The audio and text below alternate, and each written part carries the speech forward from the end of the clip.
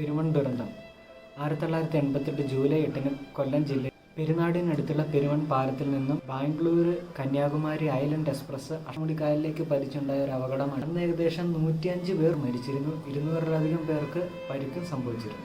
Tsunami 2004 ഒരു Christmas കാലഘട്ടത്തിൽ അന്ന് നിരവധി പേർ മരണമടഞ്ഞിരുന്നു. ഏകദേശം 3 ലക്ഷത്തോളം പേരാണ് അന്ന് കൊല്ലപ്പെട്ടിരുന്നത്. മകരജ്യോതി ദുരന്തം പുല്ലുമേട് 2011 ജനുവരി 14 പെരിയാർ ഗ്രാമപഞ്ചായത്തിലെ പുല്ലുമേട് എന്ന സ്ഥലത്ത് അപകടമാണിത്.